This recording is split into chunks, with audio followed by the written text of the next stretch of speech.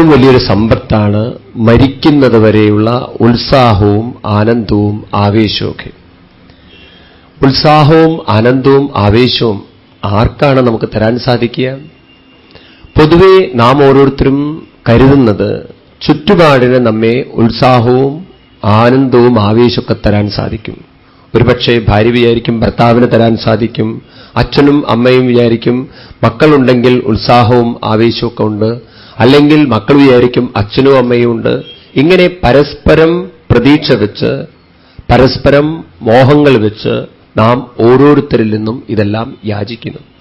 എന്നാൽ ഒരു പിതാവ് ഒരു മകന്റെ ഉത്സാഹവും ആനന്ദവും ആവേശവും നശിപ്പിച്ചിട്ടും ആ കുട്ടിയുടെ ഉത്സാഹം നശിച്ചു പോയില്ലേ പറയണം, ആ കുട്ടിയെ വഴിതെറ്റിക്കാൻ സാധിച്ചില്ലേ പറയണം. അതായിരുന്നു പ്രഹ്ലാദന്റെ ജീവിതത്തിലെ വിജയം എന്നാണ്. മരിക്കുന്നത് വരെ ഈ ഉത്സാഹം ആവേശം ആനന്ദം കുട്ടിക്ക് എവിടെ നിന്ന് കിട്ടി? ഗർഭപാത്രത്തിലിരുന്നു കൊണ്ട് അമ്മയുടെ ശരീരത്തിലൂടെ ഭാഗവതത്തെ മനസ്സിലാക്കാൻ സാധിച്ചു തന്നെ. നാരദ മഹർഷി ഭാഗവതം പറഞ്ഞു കൊടുക്കുമ്പോൾ ആ കുട്ടി ഗർഭപാത്രത്തിലൂടെ അത് മനസ്സിലാക്കിയിരുന്നു, ഉൾക്കൊള്ളിയിരുന്നു. ഒരുപക്ഷെ പൊക്കിൾക്കൊടി വഴി കുട്ടിയുടെ ശരീരപോഷണം മാത്രമല്ല നടന്നത്, മാനസിക പോഷണം കൂടി നടന്നു എന്നാണ്. അപ്പൊ കുട്ടിക്ക് മനസ്സിലായി, ചെറിയ കുട്ടിയായിരിക്കുമ്പോഴേ മനസ്സിലായി, എന്റെ ജീവിതത്തിൽ എന്റെ ബന്ധുവും എന്റെ ശത്രുവും എന്റെ തന്നെ മനസ്സാണെന്നുള്ളത്. അതുകൊണ്ട് മനസ്സിന്റെ ആവേശം ഞാൻ നശിപ്പിച്ചാൽ, മനസ്സിന്റെ ഉത്സാഹം ഞാൻ നശിപ്പിച്ചാൽ, മനസ്സിന്റെ സന്തോഷം ഞാൻ നശിപ്പിച്ചാൽ ഞാൻ തന്നെ എന്റെ ശത്രുവായിത്തീരും. എന്നാൽ എന്റെ മനസ്സിനെപ്പോഴും ഉത്സാഹത്തിലും ആനന്ദത്തിലും ഞാൻ ഇരുത്താൻ ശ്രമിച്ചാൽ ഞാൻ തന്നെ എന്റെ ബന്ധുവായി തീർന്നു. ഇത് ചെറിയ കുട്ടിയായിരിക്കുമ്പോഴേ മനസ്സിലായി. അച്ഛൻ കുട്ടിയെ വഴിതെറ്റിക്കാൻ നോക്കി, വീണ്ടും ഗുരുക്കന്മാര് വഴിതെറ്റിക്കാൻ നോക്കി, എല്ലാവരും കുട്ടിയെ വഴിതെറ്റിക്കാൻ നോക്കി. എന്നിട്ടും മനസ്സ് പതറിയില്ല പറയണം. കുട്ടിക്ക് മനസ്സിലായി, വ്യക്തമായി, ഞാൻ പോകുന്ന യാത്ര വഴിയാണ് ശരിയായിട്ടുള്ള മാർഗം.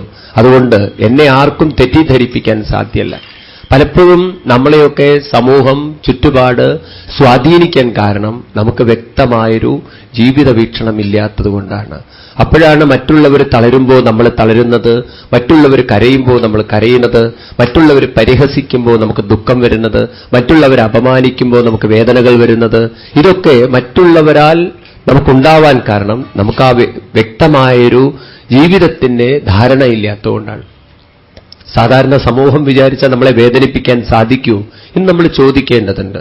ഭർത്താവ് മരിച്ച ഒരു സ്ത്രീയുടെ മുഖത്ത് നോക്കി, കഷ്ടട്ടോ നിങ്ങളുടെ കാര്യം, ഇത്ര ചെറുപ്പത്തിലേ ഭർത്താവ് പോയില്ലേ, ഇനി എന്തിനാ അങ്ങനെ ജീവിക്കുന്നത് എന്നിങ്ങനെ ചോദിക്കുമ്പോൾ സാധാരണ മനസ്സുള്ള ഒരു സ്ത്രീയാണെങ്കിൽ തളർന്നു പോകും. അതുകൊണ്ട് പലപ്പോഴും ഞങ്ങളൊക്കെ അത് അനുഭവിക്കാറുണ്ട്. പല വീടുകളിലൊക്കെ പോകുമ്പോണ്ടല്ലോ, ചിലപ്പോൾ ഭർത്താവില്ലാത്ത കുട്ടികളൊക്കെ ഉണ്ടാവും അവിടെ. അപ്പോ എന്ത് ചെയ്യണമെന്നൊക്കെ ചോദിക്കുമ്പോൾ ഭർത്താവ് ഇല്ല എന്നുള്ള വിവരം നമുക്കറിയില്ലല്ലോ. അപ്പൊ നമ്മൾ എന്താണ് ഭർത്താവ് ചെയ്യുന്നത് കേൾക്കുമ്പോൾ കൂടെ വന്നിരിക്കുന്ന ചില അമ്മമാരൊക്കെ ചോദിക്കാൻ പാടില്ല, അതൊന്നും ചോദിക്കാൻ പാടില്ല സ്വാമി, അല്ലെങ്കിലേ അവരൊരു ബാലൻസ് ഇല്ലാതിരിക്കണമെന്ന്. അപ്പോ നമ്മൾ ചോദിക്കാറുണ്ട്, ഇത് ചോദിച്ചു കഴിഞ്ഞാൽ എന്താ നിങ്ങളെന്താ തളർന്നു പോവോ? ആ ഒരു മനക്കരുത്തില്ലാത്തത് കൊണ്ടാണ് നമ്മൾ അങ്ങനെയൊക്കെ തളർന്നു പോകുന്നത്. അപ്പൊ മറ്റുള്ളവര് ചുറ്റുപാട് നമ്മളെ ഏതു വിധത്തിൽ കുത്തുമ്പോഴും, ഏതു വിധത്തിൽ പരിഹസിക്കുമ്പോഴും, ഏതു വിധത്തിൽ വഴിതെറ്റിക്കുമ്പോഴും പ്രഹ്ലാദന്റെ ചിത്രം എന്നും നമ്മൾ മുന്നിൽ വെക്കണം. അച്ഛനും ഗുരുക്കന്മാരും വഴിതെറ്റിക്കുമ്പോഴും ശത്രുക്കളായിട്ടിരിക്കുമ്പോഴും കുട്ടിയുടെ മനസ്സിന് യാതൊരു ക്ഷോഭവും നിന്നില്ല. കാരണം ഗർഭപാത്രത്തിൽ അമ്മയുടെ പൊക്കിൾക്കൊടി വഴി ഭാഗവതം കുട്ടി മനസ്സിലാക്കി. കുട്ടിക്ക് മനസ്സിലായി, ഞാൻ ശ്രദ്ധിക്കേണ്ടത് എന്റെ മനസ്സിനെയാണ്. എന്റെ മനസ്സിന്റെ താളം ഞാൻ തെറ്റിച്ചാൽ ആർക്കും അത് നേരെയാക്കി എടുക്കാൻ സാധ്യമല്ല. എന്റെ മനസ്സിന്റെ താളം തെറ്റിക്കുന്നത് മറ്റാരുമല്ല, അത് ഞാൻ തന്നെയാണെന്ന് അത്ര ചെറിയ കുട്ടിയായപ്പോൾ മനസ്സിലായി. ഇനി വീണ്ടും കുട്ടി ഒരു അടികൂടി മുന്നോട്ട് പോയിട്ട് പറയുകയാണ്, എനിക്കിവിടെ ബന്ധുവും മിത്രവും എല്ലാമായിട്ട്, ഗുരുവും ഈശ്വരനും എല്ലാമായിട്ട് എന്നെ ഞാനാക്കുന്ന എന്നിലെ ഈശ്വര ചൈതന്യം തന്നെയാണ്. അതുകൊണ്ട് എന്റെ മനസ്സിനെ ഞാൻ എപ്പോഴും ആ സ്മരണയിലേക്ക് നയിക്കണം, ആ പ്രേമത്തിലേക്ക് ഉയർത്തണം. ഇതും ആ കുട്ടിക്ക് മനസ്സിലായി. അതുകൊണ്ട് കുട്ടിയെ സംബന്ധിച്ച് അച്ഛനേക്കാൾ വലിയൊരു സത്യമായിരുന്നു ഭഗവാൻ എന്ന ചൈതന്യം. കുട്ടിക്ക് കൺഫ്യൂഷൻ ഉണ്ടായില്ല പറയാണ്. അച്ഛൻ അട്ടഹസിക്കുമ്പോഴും കൊല്ലാൻ വാളെടുത്തോങ്ങുമ്പോഴും പല പരീക്ഷണങ്ങൾ നടത്തുമ്പോഴും ഭഗവത് സ്മരണയിൽ നിന്ന് കുട്ടി പതറിപ്പോയില്ലേ പ്രിയൻ. അതുകൊണ്ടാണ് നിങ്ങൾ ഭാഗവതം നേരത്തെ നമ്മൾ 6ാമത്തെ സ്കന്ധം വായിച്ചപ്പോ അവിടെ യമദൂതന്മാര് യമരാജാവിനോട് ചോദിക്കും, അല്ല ഇവര് പറയുന്ന ഒരു ഭാഗവത ധർമ്മത്തെക്കുറിച്ച് അത് ഞങ്ങൾക്കറിയില്ലല്ലോ. നാരായണ എന്ന് ജപിച്ചു കഴിഞ്ഞാൽ സർവ്വപാപത്തിൽ നിന്നും മുക്തരാവെന്ന് പറയുന്നു. എന്താണ് ഈ ഭാഗവത ധർമ്മം? ആരാണ് ഈ ഭാഗവത ധർമ്മം പറഞ്ഞിട്ടുള്ളത്, മനസ്സിലാക്കിയിട്ടുള്ളത് എന്ന് ചോദിച്ചപ്പോ ഇന്നലെ 2 ശ്ലോകങ്ങൾ നിങ്ങൾ കണ്ടു. 12 പേര് ഭാഗവത ധർമ്മം മനസ്സിലാക്കിയവരുണ്ടെന്ന് പറഞ്ഞപ്പോ ബലി, വയ്യാസകി, പ്രഹ്ലാദനെ അവിടെ അനുസ്മരിക്കുന്നു യമരാജാവ്. അപ്പോ കുട്ടിയായിരിക്കുമ്പോഴേ ഭാഗവതം മനസ്സിലാക്കിയത് കൊണ്ടാണ് കുട്ടികളോട്, അസുരക്കുട്ടികൾക്ക് ആ കുട്ടിക്ക് പറഞ്ഞു കൊടുക്കാൻ സാധിച്ചത് കൗമാര ആചരിയിൽ പ്രാജ്ഞ, കൗമാരത്തിൽ കുട്ടികളെ ഇതൊക്കെ മനസ്സിലാക്കി വെക്കണം. ഇതൊക്കെ നമ്മൾ നേരത്തെ ഉൾക്കൊണ്ടു കഴിഞ്ഞാൽ നമ്മുടെ ജീവിതം ആർക്കും തന്നെ വഴിതെറ്റിക്കാൻ സാധ്യമല്ല. നമുക്ക് വ്യക്തമായി തീരും എന്തിനാണ് ഞാൻ ഈ ഭുവനത്തിലേക്ക്, ഈ ലോകത്തിലേക്ക് വന്നത്, എന്താണ് എൻ്റെ ജീവിതത്തിൻ്റെ ദൗത്യം എന്നത്. എപ്രകാരമാണോ ശ്രീരാമസ്വാമിയുടെ ദൗത്യവുമായിട്ട് ഹനുമാൻ സ്വാമി ലങ്കയിലേക്ക് ചാടുന്ന സമയത്ത് സരസയെന്നും അതുപോലെ മൈനാകമെന്നും അതുപോലെ ജലപ്പിശാചെന്നും പറയുന്ന രൂപങ്ങൾ വന്ന് തടഞ്ഞപ്പോ ആ ഹനുമാൻ സ്വാമി അവരോടൊക്കെ പറയണ്ടായല്ലോ, രാമദൂതനിവൻ, രാമകാര്യത്തം പോകുന്നു ഞാനിപ്പോൾ, ഞാൻ രാമന്റെ ദൂതനാണ്, ശ്രീരാമസ്വാമിയുടെ ദൗത്യവുമായി പോവുകയാണ്, നിങ്ങൾക്കാർക്കും എന്നെ വഴിതടയാൻ സാധ്യമല്ല. നിങ്ങൾക്ക് വേണ്ടിയിട്ട് ഞാൻ സന്തോഷിപ്പിക്കാം, ഞാൻ തിരിച്ചു വരട്ടെ, എന്റെ ദൗത്യം പൂർത്തീകരിക്കട്ടെ.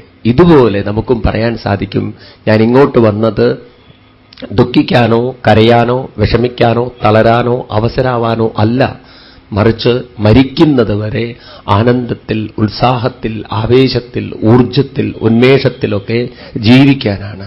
അത് എവിടെ നിന്ന് കണ്ടെത്തണം? അത് സ്വയം ഞാൻ കണ്ടെത്തണം. കാരണം അതെപ്പോഴും എന്നിലുണ്ട്. അത് ഭഗവാന്റെ സ്വരൂപമായിട്ടിരിക്കണോ. ആ ഭഗവാനിലേക്ക് ഞാൻ എൻ്റെ മനസ്സിനെ തിരിച്ചാൽ മാത്രമേ എനിക്കിത് കിട്ടുകയുള്ളൂ. ഒരു ആചാര്യൻ വളരെ മനോഹരമായിട്ട് പറയും, പാല് കിട്ടണമെന്നുണ്ടെങ്കിൽ പശുവിൻ്റെ അകിട്ടിൽ തന്നെ പോകണം. അതിൻ്റെ തല പിടിച്ച് കുലുക്കിയിട്ട് വല്ല കാര്യമുണ്ടോ? അതിൻ്റെ നാവ് പിടിച്ച് വലിച്ചിട്ട് വല്ല കാര്യമുണ്ടോ? ഒരു കാര്യമില്ല. അതിൻ്റെ അകിട്ടിൽ തന്നെ പോയി പാല് കറന്നെടുക്കണം. ഇതുപോലെ എവിടെയാണ് ആനന്ദമെന്ന് നാം സ്വയം മനസ്സിലാക്കി അത് ഭഗവാനിലാണെങ്കിൽ മനസ്സുകൊണ്ടത് കറന്നെടുക്കാൻ നമുക്ക് സാധിക്കണം. അപ്പോഴാണത് ജീവിതത്തിൽ ഉപയോഗിക്കാൻ, അനുഭവിക്കാൻ സാധിക്കുന്നത്. ശരി, അങ്ങനെ പ്രഹ്ലാദൻ ഭഗവാന്റെ മുന്നിൽ വിനീതനായിട്ട് നിന്നുകൊണ്ട് ഭഗവാന്റെ പാദത്തിൽ വീണ് നമസ്കരിച്ചപ്പോ ആ ആനന്ദാശ്രുക്കൾ ഭഗവാന്റെ പാദത്തിൽ തട്ടിയപ്പോ നരസിംഹമൂർത്തി പോലും ശാന്തനായി. 2 കൈകൊണ്ടും കുട്ടിയെടുത്തു, ആലിംഗനം ചെയ്ത് കൈകളെക്കൊണ്ട് ശിരസിൽ വെച്ച് അനുഗ്രഹിച്ചപ്പോ ആ പ്രഹ്ലാദന്റെ ഉള്ളിൽ നിന്നും ഉതിർന്നു വന്ന മനോഹരമായ സ്തുതിയാണ് പ്രഹ്ലാദ സ്തുതി എന്ന് പറയുന്ന 9ാമത്തെ അധ്യായത്തിലെ സ്തുതി. 7ാം സ്കന്ധത്തിൽ 9ാമത്തെ അധ്യായത്തിലാണ് പ്രഹ്ലാദ സ്തുതി. ശ്രീമൽ ഭാഗവതത്തിൽ അനേകം സ്തുതികളുണ്ടെങ്കിലും ഒരു ഏറ്റവും മനോഹരമായ, ഗംഭീരമായ, വളരെ ശാസ്ത്രീയമായൊരു സ്തുതിയാണ് പ്രഹ്ലാദ സ്തുതി. ഇനി മറ്റൊരു പ്രത്യേകത, ഭാഗവതത്തിൽ കുട്ടികളുടേതായിട്ട് 2 സ്തുതികളുണ്ട്. ഒന്ന് ധ്രുവന്റെയും 2 പ്രഹ്ലാദന്റെയും. ഇവർ തമ്മിൽ ചില സാമ്യതകളും അസാമ്യതകളും ഉണ്ട്. എന്താ സാമ്യതകൾ? 2 പേരും രാജാക്കന്മാരുടെ മക്കൾ എന്നതൊരു സാമ്യമാണ്. അവിടെ തന്നെ ഒരു അസാമ്യത ഉള്ളത്, ധ്രുവൻ ക്ഷത്രിയ രാജാവിന്റെ പുത്രനാണെങ്കിൽ പ്രഹ്ലാദൻ അസുര ചക്രവർത്തിയുടെ മകനാണ്. ഇനി മറ്റൊരു സാമ്യത ഉള്ളത്, 2 പേർക്കും ശത്രുക്കൾ വീട്ടിലുണ്ടായിരുന്നു പറയുന്നത്. ധ്രുവനെ സംബന്ധിച്ച് ചെറിയമ്മ ശത്രുവായി തീർന്നപ്പോ പ്രഹ്ലാദനെ സംബന്ധിച്ച് അച്ഛൻ ശത്രുവായി തീർന്നു. വീണ്ടും ധ്രുവനെ സംബന്ധിച്ച് അമ്മയാണ് കുട്ടിയെ ഈ തരത്തിലേക്ക് മാറ്റിയെടുത്തത്. ചെറിയമ്മയോടുള്ള വിദ്വേഷം ഭഗവാനിലേക്കുള്ള ഭക്തിയേക്ക് തിരിക്കാൻ അമ്മയ്ക്ക് സാധിച്ചു. ഇവിടെയും പ്രഹ്ലാദനായി തീർന്നത് കയാതു എന്ന അമ്മയിലൂടെയാണ്. ആ നാരദ മഹർഷി പറഞ്ഞു കൊടുത്തതിനെ കേൾക്ക വഴിയാണല്ലോ പ്രഹ്ലാദനെ ഇങ്ങനെ ആക്കിത്തീർക്കാനും വാർത്തെടുക്കാൻ സാധിച്ചത്. അതിന് മറ്റൊരു പ്രത്യേകത, പ്രഹ്ലാദനും ധ്രുവനും തമ്മിൽ 2 പേരുടെയും ഗുരു നാരദ മഹർഷിയാണ്. ധ്രുവനെ നേരിട്ട് ഉപദേശിക്കുമ്പോൾ പ്രഹ്ലാദനെ നേരിട്ട് ഉപദേശിക്കുന്നില്ല, ഒരാളെ ഗർഭപാത്രത്തിൽ വെച്ച് ഉപദേശിക്കുന്നു പ്രിയാണ്. ഇനി മറ്റൊരു പ്രത്യേകത ഉള്ളത്, 2 പേരുടെയും പ്രായം 5 വയസ്സാണ്. അങ്ങനെയൊക്കെ ചില പ്രത്യേകതകൾ തമ്മിലുണ്ട്. എന്നാൽ ഇവർ തമ്മിൽ ചില അസാമ്യതകളുമുണ്ട്. അതെന്താണത്? ഇവർ തമ്മിൽ അസാമ്യത, അതാണ് ഇനി നമ്മൾ കടന്നു പോകുന്നത് അങ്ങോട്ട്. രണ്ടുപേരുടെയും ഉദ്ദേശം, ഭഗവത് ഭജനത്തിന്റെ ഉദ്ദേശം രണ്ട് തരത്തിലായിരുന്നു പറയാണ്. പ്രഹ്ലാദൻ ഭഗവാനെ ഭജിച്ചതും ധ്രുവൻ ഭഗവാനെ ഭജിച്ചതും രണ്ടുദ്ദേശത്തോടുകൂടിയിട്ടായിരുന്നു. ധ്രുവന്റെ ഉദ്ദേശം എന്തായിരുന്നു? അച്ഛന്റെ മടിയിലിരിക്കുക എന്നതിലുപരി സിംഹാസനത്തിൽ ഇരിക്കുക എന്നുള്ളതായിരുന്നു. എന്നാൽ പ്രഹ്ലാദന് അങ്ങനെ യാതൊരു മോഹവുമില്ല. ഒരു പക്ഷേ ധ്രുവനേക്കാളും ഒരു പടി ഉയരത്തിലാണ് ആര് നിൽക്കുന്നത്? പ്രഹ്ലാദൻ നിൽക്കുന്നത്. നമുക്കതിലേക്ക് കടന്നുപോകാം. ആ പ്രഹ്ലാദൻ ഭഗവാനെ സ്തുതിച്ചുകൊണ്ട് പറയുന്നു, ബ്രഹ്മാദയസുരഗണാമുനയോദസിദ്ധ സത്വൈകദാനമദയോ വചസം പ്രവാഹൈ നാരാധിപും പൊരുഗുണേയതുനാഭിപ്രു കിം തോഷ്ടുമർഹതി സമേ ഹരിരുഗ്രജാതേ. വളരെ മനോഹരമായ ശ്ലോകമാണ് ഈ ശ്ലോകം. പറയാണ്, ഭഗവാനെ സത്വൈകദാനമതയോ, സത്വഗുണങ്ങൾ അധികരിച്ചിരിക്കുന്ന ബ്രഹ്മാദി ദേവന്മാരും മുനികളും സിദ്ധന്മാരും ഗന്ധർവന്മാരും യക്ഷന്മാരും തുടങ്ങിയവരൊക്കെ സ്തുതിച്ചിട്ടും അങ്ങയെ ശാന്തമാക്കാൻ സാധിച്ചില്ല. അങ്ങനെയുള്ള അങ്ങയുടെ ഈ ഉഗ്രമായ രൂപത്തെ ഉഗ്രജാതിയിൽപ്പെട്ട ഞാൻ വിചാരിച്ചാൽ എങ്ങനെയാണ് ഭഗവാനെ? രാക്ഷസ അല്ലെങ്കിൽ ആസുരിക വംശത്തിൽപ്പെട്ട ഞാൻ വിചാരിച്ചാൽ എങ്ങനെയാ സാധിക്കുക? ബ്രഹ്മാദിദേവന്മാർക്ക് പോലും സാധിക്കാത്ത കാര്യം ഈയുള്ളവന് സാധിക്കുമോ ഭഗവാനെ എന്ന് ചോദിക്കുകയാണ്. വാസ്തവത്തിൽ ഭക്തിയുടെ ആദ്യത്തെ പടി എന്ന് പറയുന്നത് വിനയമാണ്. അതുകൊണ്ടാണ് നമ്മുടെ ക്ഷേത്രങ്ങളൊക്കെ നോക്കൂ നിങ്ങൾ, തല നിവർത്തി അകത്തേക്ക് കയറാൻ പറ്റില്ല. തല എന്ന് താഴ്ത്തു തന്നെ വേണം. ഭഗവാന്റെ മുന്നിൽ തല കുനിക്ക് തന്നെ വേണം. എന്ന് വെച്ചാൽ വിനയം വേണമെന്ന് പറയണം. വിനയമാണ് ഭക്തിയുടെ ലക്ഷണം. എന്താ വിനയം എന്ന് പറഞ്ഞാൽ, നമ്മൾ വിനയം എന്ന് പറയുന്ന ശിരസിനെ കുനിക്കലാണോ? വാസ്തവത്തിൽ ശിരസ് കുനിക്കുക എന്നത് അതിൻ്റെ സ്ഥൂല ഭാവമാണ് വിനയത്തിന്റെ. വിനയം എന്ന് പറയുന്നത് ഭഗവാൻ തരുന്നതിനെ ഉൾക്കൊള്ളാനും സ്വീകരിക്കാനും അതിനെ അംഗീകരിക്കാനൊക്കെ ഉള്ള മനസ്സിനെയാണ് വിനയം എന്ന് പറയുക. ഭഗവാൻ എന്ത് തരുന്നു അത് സ്വീകരിക്കാനുള്ള മനസ്സ്, സന്തോഷത്തോടുകൂടി സ്വീകരിക്കാനുള്ള മനസ്സ്, അത് ഉണ്ടാക്കിയെടുക്കലാണ് നമ്മുടെ ജീവിതത്തിൽ വേണ്ടത്. പ്രഹ്ലാദൻ എന്ത് ഇല്ല എന്നതിനെക്കുറിച്ചല്ല ചിന്തിച്ചത്, പ്രഹ്ലാദൻ എന്തുണ്ട് എന്നതിനെക്കുറിച്ചാണ് ചിന്തിച്ചത്.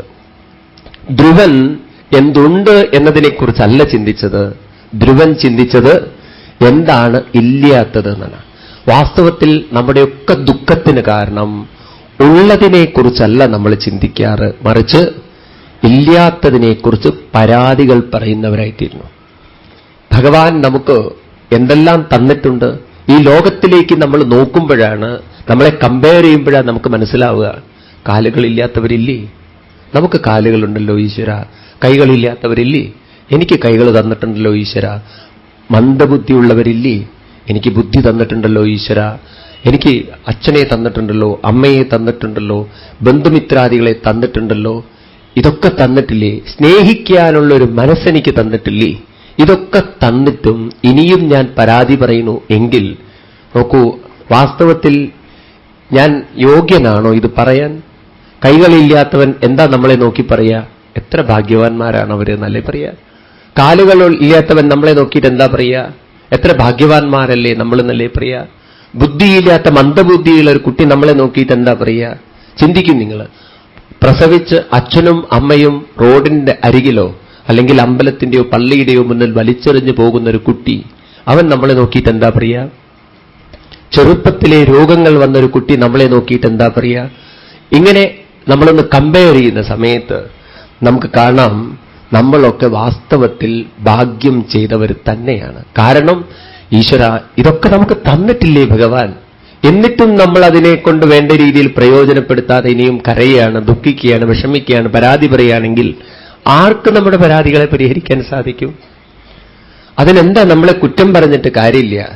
കാരണം നമ്മളെ ഇത്ര കാലം നമ്മൾ പ്രാക്ടീസ് ചെയ്യിച്ചത് എന്തുണ്ട് എന്ന് മനസ്സിലാക്കാനല്ല, മറിച്ച് എന്തൊക്കെയാണ് നമുക്ക് കുറവുകളുള്ളത് എന്നാണ്. അതാണ് നമ്മൾ മനസ്സിലാക്കിയിട്ടുള്ളത്. നമുക്കുള്ളതിനെ നമുക്ക് മനസ്സിലാക്കാൻ സാധിക്കുമായിരുന്നു എങ്കിൽ നമ്മളൊന്നും ആവുമായിരുന്നില്ല എന്നാണ്. ഒരു വീട്ടിൽ ദിവസവും അമ്മ മക്കൾക്ക് പാല് കൊടുക്കും. വൈകുന്നേരം ആവുമ്പോൾ, രാത്രി കിടക്കാൻ നേരത്ത് പാല് കൊടുക്കും. അപ്പൊ ഒരു ദിവസം പാല് കൊടുക്കുന്ന സമയത്ത് പാൽക്കാരൻ ഇത്തിരി പാല് കുറച്ചാ കൊണ്ടുവന്നത്. അന്ന് പാലുണ്ടായിരുന്നില്ല അയാളുടെ വീട്ടിൽ. സ്വാഭാവികമായിട്ടും അമ്മ പാല് കൊടുക്കുമ്പോൾ ഏറ്റവും ചെറിയ കുട്ടിക്കാണല്ലോ കൂടുതൽ കൊടുക്കുക. അവനോട് കോംപ്രമൈസ് ഒന്നും ചെയ്യില്ല അമ്മ. അപ്പൊ മൂത്തവൻ ഇത്തിരി പാല് കുറഞ്ഞു, അവന് ഹാഫ് ഗ്ലാസ്സായി, മറ്റവന് ഫുൾ ഗ്ലാസ്. രണ്ടുപേർക്ക് ഒരുമിച്ചാ കൊടുക്കുന്നത്, ഒരേ സമയത്താ കൊടുക്കുന്നത്. അവൻ മൂത്തവൻ ഇങ്ങനെ നോക്കുകയാണ്, തൻ്റെ ഗ്ലാസ്സിൽ ഹാഫ്, ചെറുതിൻ്റെ ഗ്ലാസ്സിൽ ഫുള്ള്. അപ്പോഴേ ഇറിറ്റേഷൻ തുടങ്ങി. പറഞ്ഞു, നിങ്ങൾക്കൊന്നും എന്നോട് സ്നേഹമില്ല, നിങ്ങളെയൊക്കെ സ്നേഹിക്കുന്നത് വെറുതെയാണ്. അവനോടല്ലേ നിങ്ങൾക്ക് സ്നേഹം, എന്നെയൊന്നും നിങ്ങൾക്ക് കാര്യമില്ല, ഞാൻ നിങ്ങൾക്കൊരു ഭാരം, പിന്നെ തരണ്ടേന്ന് വിചാരിച്ച് തന്നിരിക്കല്ലേ. സ്നേഹമില്ലാത്തവരുടെ പാല് കുടിക്കാൻ എനിക്കും വലിയ മോഹമില്ല, അതുകൊണ്ട് സ്നേഹമില്ലാത്തവരുടെ പാൽ എനിക്ക് വേണ്ട പറഞ്ഞിട്ട് അവൻ ഗ്ലാസ് എടുത്തൊരൊറ്റയേറ്. അതുകൊണ്ടായിരിക്കും ഇന്നത്തെ കാലത്ത് ഒരു മക്കളിൽ ഒതുക്കുന്നത് അച്ഛനും അമ്മമാരും. രണ്ടെണ്ണേ പ്രശ്നമുള്ളൂ, ഒന്നേ വിളിച്ചാൽ പ്രശ്നമില്ല. ആരോട് കമ്പയർ ചെയ്യും? അവ നോക്കൂ, എന്താ കുട്ടിക്ക് പറ്റിയത്? ഉള്ളതിനെ സ്വീകരിക്കാനല്ല മനസ്സുണ്ടായത്, ഇല്ലാത്ത ഭാഗം നോക്കിക്കൊണ്ട് പരാതി പറയാനാണ് മനസ്സ് പോയത്. നമ്മുടെ മനസ്സിന് ഉള്ളതിനെ അറിയാൻ സാധിക്കും, നമ്മുടെ മനസ്സിന് ഇല്ലാത്തതിനെക്കുറിച്ച് പരാതി പറയാനും സാധിക്കും. ഇത് മനസ്സിന്റെ പ്രത്യേകതയാണ്. അപ്പൊ മനസ്സിനോട് നമ്മൾ ചോദിക്കണം, എന്താ നിനക്കുള്ളത്? സ്നേഹിക്കാനുള്ളൊരു മനസ്സില്ലേ? മനസ്സിനോട് നമ്മൾ ചോദിക്കണം, നിനക്ക് എന്തെല്ലാം ഉണ്ട്? ഭഗവത് സാന്നിധ്യം എപ്പോഴും നിന്റെ കൂടെ ഇല്ലേ? മാനസികമായി ഇത്തിരി രോഗത്തിന് അടിമകളായിരുന്നു നമ്മളെങ്കിൽ വല്ലതും ഇതൊക്കെ ഓർക്കാൻ പറ്റുമോ? നിങ്ങൾക്കറിയോ അറിയില്ല, കേരളത്തിൽ മാതൃഭാഷയെ വളരെ പ്രോത്സാഹിപ്പിച്ച് ഉയർത്തിയ ഒരാളായിരുന്നു ജോസഫ് മുണ്ടശ്ശേരി. അയാളെക്കുറിച്ച് കേട്ടിട്ടുണ്ടാവും ഒരുപക്ഷെ നിങ്ങളൊക്കെ. ജോസഫ് മുണ്ടശ്ശേരി, അതായത് മലയാള ഭാഷയുടെ മറ്റൊരു പിതാവ്. എഴുത്തച്ഛൻ കഴിഞ്ഞു കഴിഞ്ഞാൽ അത്രയും ഭാഷയെ പോഷിപ്പിച്ച ആളാണ്. ഇദ്ദേഹത്തിന്റെ അവസാന നാളുകളെക്കുറിച്ച് ഒരു കഥ പറയും. ഈ മുണ്ടശ്ശേരി മാഷിന്റെ അവസാന നാളുകളിൽ അദ്ദേഹത്തിന് ഓർമ്മശക്തി നഷ്ടപ്പെട്ടുപോയി, മാനസികമായ വിഭ്രാന്തി വന്നു എന്നാണ്. സ്വന്തം പേര് ചോദിച്ചാൽ അറിയില്ല, സ്വന്തം ഭാര്യ ആരാണെന്ന് ചോദിച്ചാൽ അറിയില്ല, മക്കൾ ആരാണെന്ന് ചോദിച്ചാൽ അറിയില്ല. അങ്ങനെ ഒരു മാനസിക തലത്തിലേക്ക് അദ്ദേഹം വീണു. എല്ലാ ഭാഷയുടെയും ആചാര്യനായിട്ടിരിക്കുന്ന ഒരു വ്യക്തിയുടെ അവസ്ഥ അവസാന കാലം ഇങ്ങനെയിരുന്നു പ്രിയാണ്. എപ്പോ നമ്മുടെ മനസ്സ് താളം തെറ്റിയോ പിന്നെ എന്തുണ്ടായിട്ടെന്താ കാര്യം എന്ന് ആലോചിച്ച് നോക്കൂ. ഒന്നും ഉണ്ടായിട്ട് കാര്യമില്ല, ഒന്നും അറിയാനോ അനുഭവിക്കാനോ പിന്നെ ആ മനസ്സുകൊണ്ട് സാധ്യമല്ല. അപ്പൊ മനസ്സ് നല്ലൊരു മനസ്സായിട്ടിരിക്കുമ്പോൾ അതിനെക്കൊണ്ട് ആ ഭഗവത് ഭജനം ചെയ്യാൻ, ഭഗവത് പ്രേമം കൊണ്ടു നടക്കാൻ സാധിച്ചാൽ ഇതിനും വലുതെന്താ നമുക്ക് വേണ്ടത്? പ്രഹ്ലാദൻ പറയുന്നു, ദേവന്മാരെക്കാൾ ഞാൻ അനുഗ്രഹീതനായത് ഒരുപക്ഷെ അവിടുത്തെ കാരുണ്യമായിരിക്കാം ഭഗവാനെ. ദേവന്മാർക്ക് സമ്പത്തുണ്ട്, സൗന്ദര്യമുണ്ട്, സ്ഥാനമുണ്ട്, എല്ലാം ഉണ്ട്. പക്ഷേ ഒരു ഭഗവത് സ്വരൂപത്തിന്റെ ഘോരരൂപത്തെ ശാന്തമാക്കാനുള്ള പ്രാപ്തി അവർക്കുണ്ടായിരുന്നില്ല. എന്നാൽ പ്രഹ്ലാദൻ എന്ന് പറയുന്ന കുട്ടി സമ്പത്ത് കൊണ്ടും അതുപോലെ തന്നെ സൗന്ദര്യം കൊണ്ടും കുറവായിരിക്കാം, പക്ഷേ ഭക്തിയുടെ മഹത്വം കൊണ്ട് ദേവന്മാരെക്കാൾ ഒരുപടി ഉയരാൻ പ്രഹ്ലാദന് സാധിച്ചു പ്രിയന്. ഏറ്റവും വലിയൊരു സമ്പത്താണ് പ്രേമം എന്ന സമ്പത്ത്, സ്നേഹം എന്ന സമ്പത്ത്. എപ്പോ ആ സ്നേഹം എന്ന സമ്പത്ത് നമ്മളിൽ വറ്റിപ്പോകുന്നു, അപ്പോഴാണ് നമ്മളൊക്കെ പരാതിക്കാരായിത്തീരുന്നത്. മകനായി ഉണ്ണികൃഷ്ണനെ പ്രേമിക്കാൻ സ്നേഹിക്കാൻ സാധിച്ചതുകൊണ്ടാണ് പൂന്താനത്തിന് നഷ്ടപ്പെട്ടുപോയ ഉണ്ണിയെക്കുറിച്ചല്ല കരഞ്ഞത്, കൂടെയുള്ള ഗുരുവായൂരപ്പനെക്കുറിച്ച് സ്മരിക്കുകയാണ് അദ്ദേഹം ചെയ്ത് പ്രേമത്തോടുകൂടിയിട്ട്. അതിന് വലിയ വിവേകം വേണം, അതിന് നല്ല ബുദ്ധി വേണം. അങ്ങനെയുള്ളവർക്കേ അത് സാധിക്കുകയുള്ളൂ. ഭാഗവതം കേൾക്കുന്തോറും ഈ വിവേകം നമ്മളിൽ ദൃഢമായിത്തീരും. എന്ത് ഇല്ല എന്നതല്ല, എന്ത് നഷ്ടപ്പെട്ടു എന്നതല്ല, കൂടെയുള്ള ഭഗവാനെ സ്നേഹിക്കാനുള്ള ഒരു ആത്മധൈര്യം, ഒരു കരുത്ത് നമ്മുടെ ഉള്ളിൽ പാവിവെക്കുന്നു ഭാഗവതം പ്രിയൻ. അതിനെന്ത് വേണം? പറയുന്നു, മന്യേതനാഭിജനരൂപതപശുജൗജ തേജപ്രഭാവ ബലപൗരുഷബുദ്ധിയോഗ നാരാദനായി ഭവന്തി പരസ്യ പുംസോ ഭക്ത്യാ തുദോഷ ഭഗവൻ ഗജയൂതമായ മന്യേതനാഭിജന രൂപതപസ്വജൗജദേഹ പ്രഭാവ ബലപൗരുഷബുദ്ധിയോഗ. ഭഗവാനെ, ഒരു വ്യക്തിക്കൊരു പക്ഷേ സൗന്ദര്യം ഉണ്ടായിന്ന് വരും, അതുപോലെ അയാൾക്കൊരു പക്ഷെ സമ്പത്തുണ്ടായിന്ന് വരും, ധനം, ബന്ധുബലം എല്ലാം ഉണ്ടായിന്ന് വരും. കുറേ കാര്യങ്ങൾ പറയുകയാണ്. ബുദ്ധി, കഴിവ്, അധികാരം, അങ്ങനെ പലതും അദ്ദേഹത്തിനുണ്ടായിന്ന് വരും. എന്നാൽ അതുകൊണ്ടൊന്നും മനസ്സിനെ ബാലൻസ് ചെയ്യാൻ സാധിച്ചു എന്ന് വരില്ല. മനസ്സിന്റെ താളം ശരിയാക്കാൻ സാധിച്ചു എന്ന് വരില്ല. മനസ്സിന്റെ താളം തെറ്റിക്കാതിരിക്കണമെങ്കിൽ എന്തു വേണം? ഭക്ത്യാ തുതോഷ ഭഗവൻ ഗജയൂതപായ. ഇതൊക്കെ നമുക്ക് ദിവസം പത്രമെടുത്താൽ കാണില്ലേ? ഇന്ന് ഭാരതത്തിൽ കോടീശ്വരന്മാരിൽ കോടീശ്വരനാണ് റിലയൻസ് ഗ്രൂപ്പിന്റെ അംബാനി ഗ്രൂപ്പിലെ 2 പേര്. 2 മക്കളേ ഉള്ളൂ ഒരു അച്ഛന്. അച്ഛൻ കഷ്ടപ്പെട്ട് കോടീശ്വരനായി, മക്കളൊക്കെ ഇന്ന് കോടീശ്വരന്മാരാണ്. മഹാരാഷ്ട്രയിലെ മുഴുവൻ കറണ്ട് അവർ വിലക്കെടുത്തിരിക്കുകയാണ്. ഇനിയിപ്പോ UP-യിലെ ഫുൾ കറണ്ട് അവർ വിലക്കെടുക്കാൻ പോണു. മൊബൈൽ ഫോണിന്റെ രാജാക്കന്മാരാണ്. പക്ഷേ അനിയനും ഏട്ടനും തമ്മിൽ തെറ്റിപ്പോ 2 ദിവസം മുമ്പ് അവരുടെ ബോർഡ് കമ്മിറ്റി മീറ്റിംഗിൽ ഏട്ടൻ അനിയന് നേരെ പറയുന്ന വാക്ക്, ഇതൊക്കെ നിങ്ങൾ TV-യിൽ ഞാൻ കണ്ടിട്ടില്ലെങ്കിലും കണ്ടൊരു വ്യക്തി പറയേണ്ടായി. ആ മുഖത്തുള്ള ക്ഷോഭവും അസ്വസ്ഥതയും. ഇപ്പൊ നോക്കൂ, മനുഷ്യന്റെ ഉള്ളിൽ പണമുള്ളതുകൊണ്ട് മാത്രം ബാലൻസ് ചെയ്യാൻ സാധിക്കുന്നുണ്ടോ? അല്പം പണത്തിനേക്കാളും വലുതാണ് സ്നേഹമെന്ന് തോന്നാത്തിടത്തോളം കാലം പണത്തിനു വേണ്ടി മനുഷ്യൻ അധപ്പതിക്കുന്ന സമയത്ത് അവനവന്റെ മനസ്സിനെ പോലും അവനവനെ നിയന്ത്രിക്കാൻ സാധിക്കുന്നില്ല. പിന്നെന്താണ് ജീവിതം എന്ന് പറയുന്നത്? പണമാണോ ജീവിതത്തെ സന്തോഷിപ്പിക്കുന്നത്? മനസ്സാണോ ജീവിതത്തെ സന്തോഷിപ്പിക്കുന്നത്? ഈ ഒരു ചോദ്യം നമ്മൾ സ്വയം കണ്ടെത്തേണ്ടതുണ്ട്. എല്ലാ സമ്പത്തുമുണ്ട്, പക്ഷേ മാനസിക രോഗിയാണെങ്കിൽ എന്ത് സുഖമാണ് അയാൾക്കുള്ളത്? ഒരു സമ്പത്തുമില്ലെങ്കിലും കഞ്ഞി കുടിക്കുമ്പോഴും ഓണമായിട്ട് ആഘോഷിക്കാനുള്ള ഒരു മനസ്സുണ്ടെങ്കിൽ അയാളെ സംബന്ധിച്ച് ജീവിതത്തിന് അർത്ഥമുണ്ട്, വിലയുണ്ട്, പ്രസക്തിയുണ്ട്. ശരിയല്ലേ? നിങ്ങൾ ചിന്തിക്കൂ. ഇത് നമ്മൾ എന്തോ ചെറുപ്പത്തിലേ നമ്മൾ മനസ്സിലാക്കിയില്ലേ? ഇതാണ് നമ്മൾ മനസ്സിലാക്കേണ്ടത്. അപ്പോൾ അങ്ങനെ മനുഷ്യൻ പണത്തിനും അധികാരത്തിനും അതിനൊക്കെ വേണ്ടി മുന്നോട്ട് പോകുമ്പോൾ, സ്വന്തം ജീവിതത്തെ മനസ്സിലാക്കാതെ പോകുമ്പോൾ കുറെ കഴിഞ്ഞ് ഒറ്റപ്പെട്ട് ഒരു മുറിയിലകത്തായി അവസാനം അൽഷീമിയ തുടങ്ങിയിട്ടുള്ള രോഗങ്ങളൊക്കെ വന്ന് ചത്തതിനൊക്കുമേ ജീവിച്ചിരിക്കലും എന്നൊരു അവസ്ഥയിലേക്ക് മനുഷ്യൻ പോകുമ്പോൾ എന്താണ് അവൻ നേടിയിട്ടുള്ളത്? അവന്റെ ജീവിതത്തിൽ അവൻ എന്താണ് ആസ്വദിച്ചിട്ടുള്ളത്? ഒന്നുമില്ല, വട്ടപൂജ്യം എന്ന് പറയാം നമുക്ക്. എന്നാൽ ജീവിതത്തിൽ ഒന്നുമില്ലെങ്കിലും എല്ലാം ഉണ്ടായാലും ഭഗവത് പ്രേമം എന്നൊരു ശക്തിയുണ്ടെങ്കിൽ, അനുഗ്രഹമുണ്ടെങ്കിൽ അയാളുടെ ജീവിതം അനുഗ്രഹമാണ് എന്ന് പറയാണ്. തന്റെ പിതാവിന് സാമ്രാജ്യമുണ്ട്, അധികാരമുണ്ട്, എല്ലാമുണ്ട്. പക്ഷെ ഇല്ലാത്തതൊന്ന് മനസ്സമാധാനമാണ്. എപ്പോ ഹരിയെക്കുറിച്ച് ചിന്തിക്കുമോ അയാളുടെ മനസ്സമാധാനം നഷ്ടപ്പെടുന്നു. ഈ ഒന്നുമില്ലാഞ്ഞിട്ടും 5 വയസ്സുള്ള കുട്ടി പറയുന്നു, എനിക്ക് മനസ്സമാധാനം നല്ലവണ്ണം ഉണ്ടെന്ന്. എപ്പോഴും ചോദിക്കേണ്ട ഒരു ചോദ്യം ഞാൻ ഇന്നലെ നിങ്ങളോട് പറഞ്ഞു, എനിക്ക് എന്താണ് വേണ്ടത്? ഇത് നമ്മൾ ചോദിച്ചുകൊണ്ടിരിക്കണം. എനിക്കെന്താ വേണ്ടത്? എനിക്ക് പൈസ വേണം. എന്തിന്? സുഖിക്കാൻ. എന്തിനാ സുഖിക്കുന്നത്? സന്തോഷമായിട്ടിരിക്കാൻ. എന്തിനാ സന്തോഷമായിട്ടിരിക്കുന്നത്? അപ്പം മനസ്സമാധാനം ഉണ്ടാവും. അപ്പം പണം ഉണ്ടെങ്കിൽ മനസ്സമാധാനം ഉണ്ടാവുമോ? ഇങ്ങനെ ചോദിച്ചുകൊണ്ടിരിക്കുക. ഇതെപ്പോഴാ സ്വാമി ചോദിക്കുക? മറ്റുള്ളവർ ഉറങ്ങുമ്പോൾ ചിന്തിക്കുക. അല്ലെങ്കിൽ പിന്നെ ബുദ്ധിമുട്ടാവും നമ്മളിരുന്ന് ചിന്തിച്ചു കഴിഞ്ഞാൽ.